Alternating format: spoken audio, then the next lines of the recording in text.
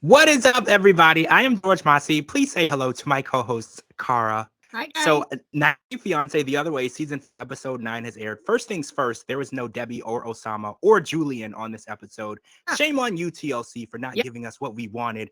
We wanted to see what was going on with them in Morocco, so we're going to check back in with them next week. But we did get some information with Danielle and Johan, so it's her first official day in the DR, and she's in this nice apartment. It was pretty nice. She was pretty excited about it. But so she wanted to talk to her spiritual advisor, which is called Baba. He's called Baba, and she wanted Johan to speak with this spiritual advisor, which I thought was kind of interesting because we've watched in the earlier episodes in the season. Johan is really open to the spiritual side of her religion. Like Yeah. that is not something that they do in the Dominican Republic, and she's kind of forcing it on him. And you know how I feel about religion and it being forced on people. I'm 100% against Yep. forcing religion on people, and I know it's hard when you believe something and you love someone and you want them to believe too, but they need to do that on their own. Yeah. So, how do you feel about her trying to put this religion on him and trying to get him to believe what she believes on the first full day of her being in that country? First of all, I'm so against it. Don't ever push religion or politics on anybody. But I will never take advice from somebody that gets their feelings from chains and knots. I mean, what was that?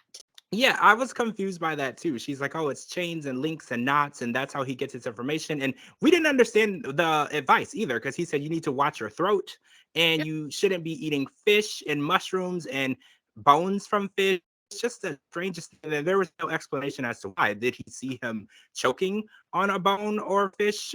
Like I didn't understand that, and He's there was no context to it. gonna poison him.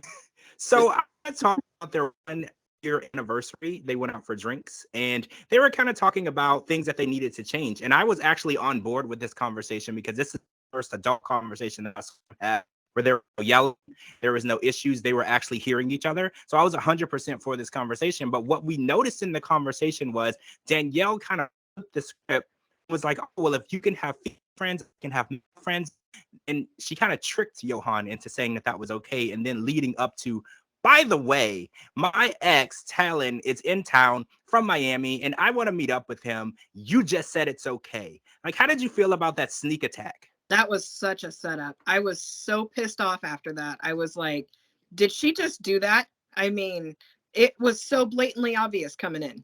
Well, right. She got him to say it was okay. And I thought that they were making progress too in this conversation because they were talking about things that bothered each other. They were talking about things that they were willing to change for each other. And I was like, this is a great conversation. And then it turned to that. I was like, well, first of all, she kind of lured him into saying that. And then now she's saying, oh, well, it should be okay. It's normal in my country for people to meet up with their exes. And is that normal here? Like, I don't Oh, know. I know that we're yeah. all different, but how do you feel? How does Kara feel meeting up with exes? I have been married for 29 years this year. And Oh, if wow. I Congrats. husband that I was going to meet up with somebody that I dated 29 years ago, he would lose his mind. And probably vice versa, to be honest. But there's still, I mean, we have complete trust. She doesn't trust him Right. as it is because he lied about the girl that was pregnant and said she had a miscarriage when really she had an abortion. So Yes. the trust is already gone. So if he came in with an ex and said, "Oh, I'm going to go have drinks with her," she would lose her mind. That is an amazing point because a lot of people on Twitter said if the tables were turned in the other direction and he brought in one of his exes, a female, and said, "Oh, we're gonna hang out. We've been talking online behind your back." Exactly what you said. She would have flipped out, lost her mind. It would have been a completely different situation. Yep. And it's like I can agree that it's possible that Danielle and this guy don't have anything romantic going on. I can get that because I know of people. I don't have any exes that I have a close relationship with, but I do know of people that speak and interact and they can be at the same place at the same time and nothing will happen.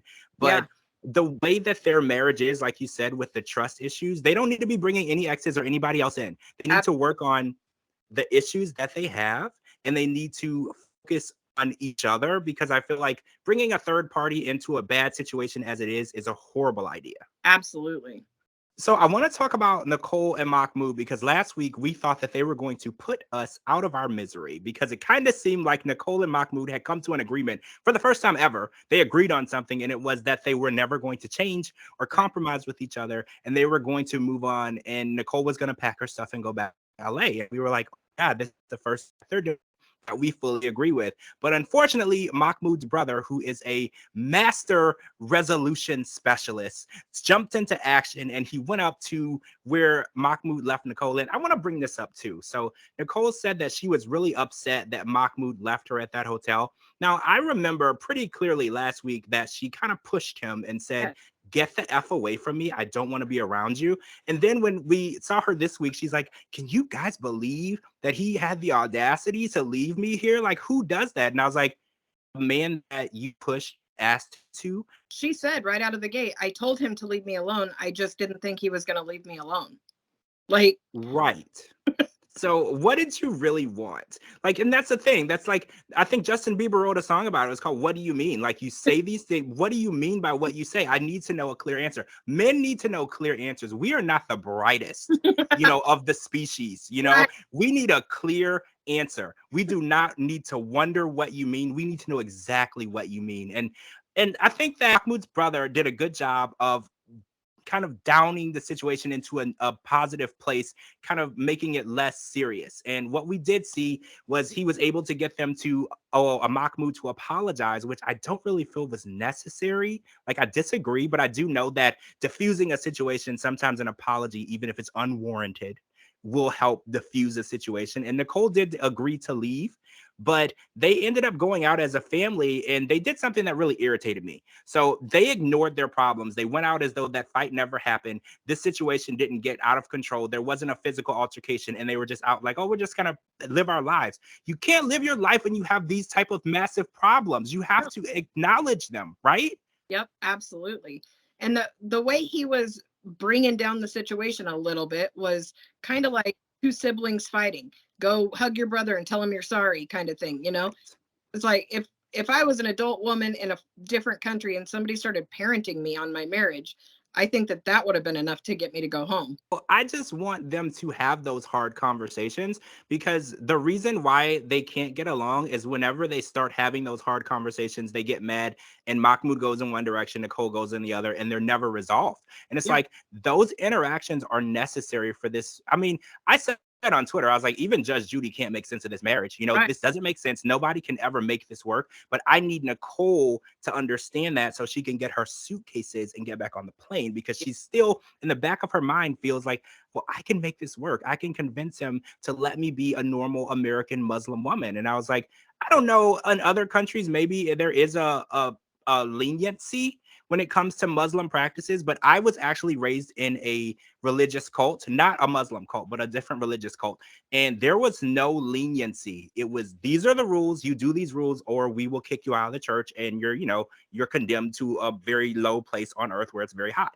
Right. So I don't know why she feels it's up to Mahmoud or anyone else to tell her what she can and can't do. She converted to this religion. And it was very clear. Mahmoud's uncle and brother said, if she would have never converted, we would never ask her to do these things. We're only asking her to do these things because they see it as complete disrespect to their religion. Right. Because she took out to become a Muslim woman and now she's not following the practices and they're a very strict religion. So I don't know. What do you want to happen? Do you want to resolve this? Do you want her to go home? Like, what is up? What is your opinion on Nicole? To get her ass home. First of all, you don't convert to a religion without finding out everything that goes with it. You just don't. Yes. Just walk out the door and say I'm a different religion and know nothing about it and expect everyone to be okay with it because I chose to. But she just needs to come home. She is not happy there. You can see she has zero light in her eyes. Zero. She's very unhappy. Yeah, I can see the turmoil that she's going through. And she said it last week. She was like, I'm just surrounded by all this extreme craziness. It's all around me. She has no inner peace. And I don't want her to feel like that. No one should ever feel like that. And like you said, a simple Google search could have resolved this, but she got over there and she got in over her head. And I don't want to blame anyone, but I do want to put some blame on her because it's like you got in over your head, but the information was out there. The Muslim religion is a very traditional, ancient religion. There's a lot of information about it. If you would have been looking for it, you were not. So now that you're over there, it's very difficult for you to adapt that into your life. And I just want her to see the light and just grab her luggage, head back to LA and just be herself because in actuality, she'll never be allowed to be herself. And it's not because of Mahmoud. Mahmoud did not create the Muslim religion. Mahmoud is just a man who practices that religion. So I'm so sick of her saying, well, Mahmoud won't let me, and this is what he wants. He did not create this religion. He did not write the Quran. He didn't do any of this. He is just asking you to honor the commitment of being his wife and the commitment you made to be in his religion. That's all he's asking. But also, she lived there before and it was hell the first time. So if it was bad the first time, what made you think it was going to go good this time? Exactly. All right. So some happy stuff happened on this episode. So Chris and Jamie got married on their 9th day of knowing each other in person. I want to say congratulations to them. Now, although there was no family members present on either side, their chosen family was there. And Chris's family, her mom, daughter, and son were there on Zoom. Chris looked beautiful. Jamie looked amazing. Congratulations to you guys. I'm so happy for you. I was really worried Chris wasn't going to be able to be there for the wedding because of the court case, but everything worked out. So I just want to say congrats to them. What do you have to say about this wedding? Congrats to them. They both look gorgeous. It was awesome that she wore her mom's dress. I think that was fantastic. They just looked so beautiful. The only things that I have to say about the wedding is, one, why was Chris getting her hair done in a high back chair? There was no way to go behind it and brush it. And number two, when she said, I know that it's in Spanish, but I don't need to know what they say. Yes, you do.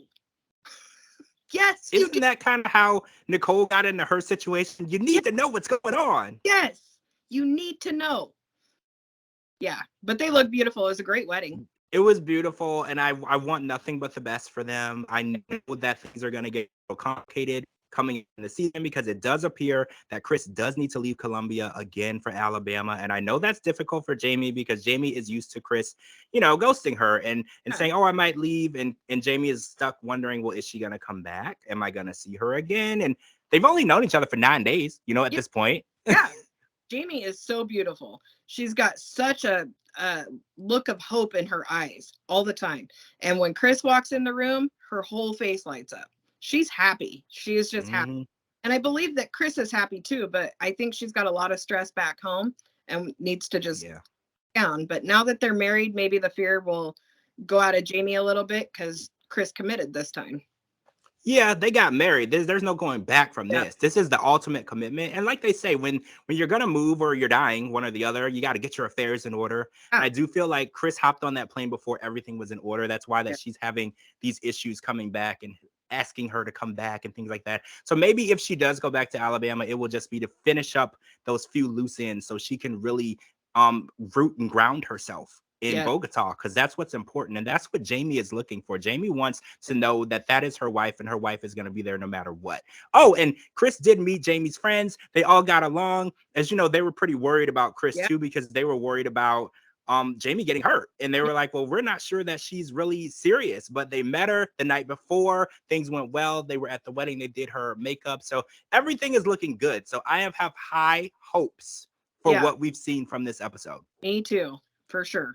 All right, guys. So that's all that happened in part 1. We're going to come back with part 2 because we have to talk about Gabe and Isabel. And we also have to talk about Jen and Rishi. And I want to talk about Randy, Jen's friend, who revealed some pretty shocking information to us that she had withheld from Jen, which I have an opinion on because I feel like loyalty is very important. And we're also going to talk about Kushi, who is Rishi's good friend. She gave us some little background information on Rishi and what he's been doing in India. And it doesn't necessarily match up with what he's been telling Jen. So that's interesting too. All right, guys, I'm George Mossey. Make sure you follow me on all social media platforms at George Mossey, georgemossey.com, and anywhere you get your podcast. And please follow my co-host Kara too. Her links are right here at the bottom. I'm going to talk to all of you guys very, very soon.